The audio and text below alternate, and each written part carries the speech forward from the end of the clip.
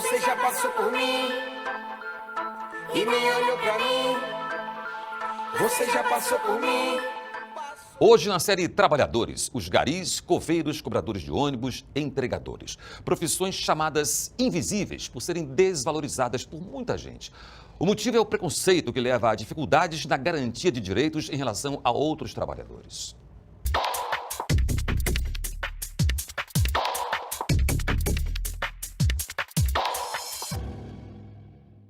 Uma das tarefas do Eloy é lavar as paradas de ônibus da cidade, mas ele também já foi varredor nas ruas. Em 20 anos de profissão, passou por situações constrangedoras. Pedi um copo d'água para um cidadão, aí ele me deu a água. Sim, tomei a água, fui devolver o copo para ele não quis o copo.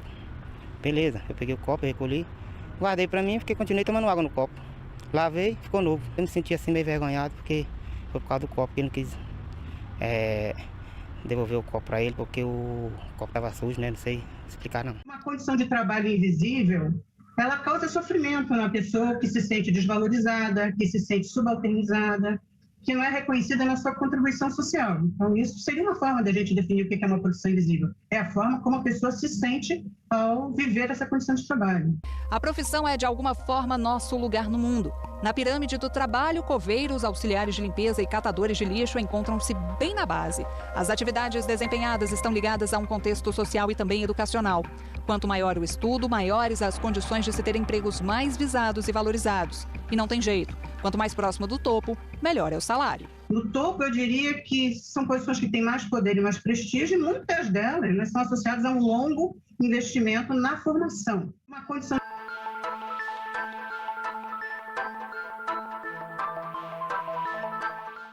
Participar de um enterro pode ser um momento difícil para muitas pessoas, principalmente quando envolve um ente querido que partiu. Porém, você já deve ter reparado em um profissional essencial no sepultamento, porém pouco reconhecido, coveiro. Com cuidado e respeito, eles preparam o último descanso para aqueles que partiram, proporcionando dignidade mesmo nos momentos mais difíceis. Falamos com o José e ele afirma que está na profissão, mas ainda não se acostumou a lidar com os sentimentos dos familiares que atende. Nós não temos um coração de pedra, nós somos seres humanos. Muitas vezes nós até se envolvemos nos sentimentos das pessoas, principalmente quando é um pai de família e uma mãe de família que está sendo sepultado, né? Às vezes crianças na beira da cova choram por causa do pai, paizinho, mãezinha, e é pesada a situação. Mas nós temos que fazer o nosso trabalho, né? Querendo ou não, é um trabalho que requer esforço, requer dedicação, porque todos os dias nós lidamos diretamente com o público, com as famílias. E José destaca que ainda existe muito preconceito sobre a atuação e função dos coveiros. Eu creio que da classe menor dos trabalhadores, todos nós sofremos, desde o gari até o coveiro. Queira ou não, se fosse um doutor, um médico, uma pessoa de um grau maior, vamos dizer assim, faculdade, não se teria tanto preconceito. Mas quando se fala de coveiro, de gari, as pessoas têm até um receio até de se aproximar. Né? Não são todos, existem pessoas simples e humildes, mesmo elas tendo um patamar alto, mesmo elas sendo pessoas de posses, mas muitas das vezes são pessoas que sabem, são muito bem educadas, sabem nos tratar bem, sabem nos cumprimentar, dar um bom dia, dar um sinal, dar um gesto. Isso é muito bom para nós. Os cemitérios, o que eles falam, né, dos vivos? Né? O que eles revelam dos vivos? Tudo. Os cemitérios pode parecer um paradoxo, uma contradição, porque os cemitérios são o lugar dos mortos, né? É o momento derradeiro, é a última morada, é o lugar de descanso eterno.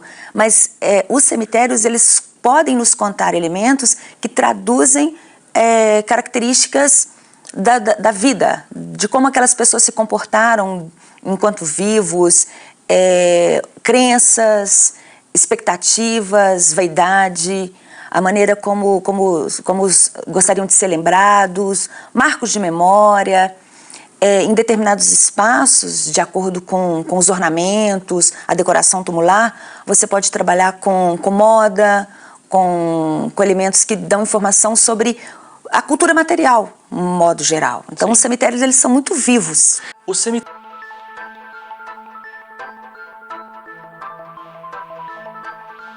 Você já passou por mim e nem olhou pra mim. Você já passou por mim. É muito difícil tu chegar com o teu pensamento assim, eu vou chegar lá, é só botar uma caixinha no chão, e Deus nunca é isso. Sabe? Daí o pessoal chega e diz assim, vamos contratar um cenotécnico para ir trabalhar com a gente. Aí tu diz, vou lá, é só chegar lá, botar a parede em pé. Não, tu chega lá, tu bota a parede em pé, aí tu carrega a cadeira, aí tu bota o linóleo no chão, tu estende uma cortina, entendeu? É diversas coisas, porque é muito difícil estar fechado um bloco, assim, de um grupo, chegar e dizer assim, não, é só isso que a gente quer e é só isso que a gente vai fazendo. Nunca, entendeu? O cenotécnico tá ali para qualquer coisa, bem dizer. Ele tá na hora de chegar ao cenário quebrado e tu tem que construir o cenário de novo. Ele tá ali na hora ali que tá todo mundo, tá legal, tá direitinho, chega o diretor, eu quero esse cenário meio sentido pra cá. Tu nem toca no cenário, eles, agora aí tá bom. Meu nome é Aníbal Marques, vulgo Pelé. Me chamam de Pelé desde quando eu comecei a trabalhar nessa área. Eu tenho 66 anos, trabalho na área há 58, mais ou menos, 55 anos, que é a única coisa que eu fiz na minha vida toda. Cresci nos bastidores junto com meu pai. Quando eu era criança, meu pai me levava pro cinema, pra televisão, pro teatro municipal, que meu pai trabalhava no teatro municipal, e eu ficava lá com ele. Quando eu fiz 10 anos de idade, meu pai me colocou numa produtora pra trabalhar, fazer limpeza. Até aí eu não sabia o que eu queria fazer, né? Comecei como ajudante geral, de tudo, né? Desde a limpeza até de iluminador, de assistente de fotógrafo, assistente de carpinteiro, de maquinista, enfim, com os 10 anos de idade. Quando eu fiz 18 anos, meu pai me colocou no Teatro Municipal para trabalhar como funcionário público na época, né? Mas antes de eu entrar no Teatro Municipal, eu aprendi muito com o Pupi, que era um ótimo cenotécnico, cenógrafo, Felipe Crescente, JP Serrone. Eu vejo como técnico que a gente é o primeiro a entrar e o último a sair. A gente monta qualquer cenário, então cada movimentação que tem dentro de um palco foi a gente que colocou a mão. A gente tem que passar confiança pros atores, pros músicos, pros cantores, pros solistas, pros coralistas, que aquele cenário está perfeito. A gente pendura coisas de toneladas dentro de um palco. Então é muito importante a área de maquinista. O maquinista e o cenotécnico, eles se envolvem em todas as áreas, tanto na costura, como na luz, como no som, indiretamente ou diretamente. Então a gente tem noção do espaço da onde a gente está trabalhando e passar confiança principalmente com as pessoas que estão envolvidas, tanto da produção, e se preocupar com a segurança de todos que estão no palco, todas as movimentações, cada técnico faz o que dentro de um palco, entendeu? Então é muito importante a área de cenotecnia para a nossa área artística dentro de um palco. Tem muita coisa que eu aprendi com o meu avô, que como ele era marceneiro também e eu não seguia a linha de marcenaria, tem muita coisa que se perdeu. Eu lembro que meu avô conseguia fazer um ferro de tupia, que hoje a gente só encontra em lojas.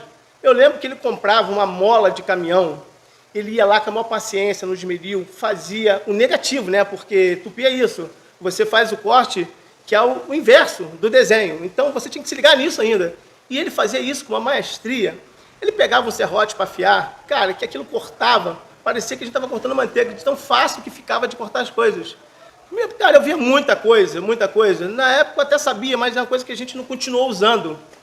Claro que eu tenho sempre uma noção de como funciona, mas eu não continuei fazendo isso, porque eu lembro muito dele fazendo essas coisas, dele montando cenário, eu indo atrás, vendo como é que era. Não tinha como eu não me apaixonar pela arte. Na verdade, eu até tentei fugir. Passei 3 anos no quartel, mas não teve jeito. Voltei para a cenografia, com o convite do Adílio, né? E de lá eu estou até hoje. Mas eu lembro... Eu não invejo a vastidão do mundo. Que o mundo não possa compreender-me não depende de mim. Quem sabe, só eu compreenda. Que a nossa janela comum não quer dizer que eu lhe pertença.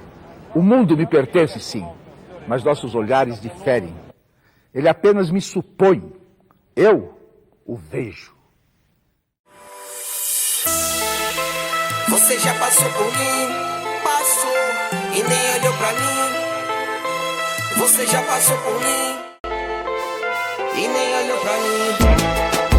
Acha que eu não chamo atenção?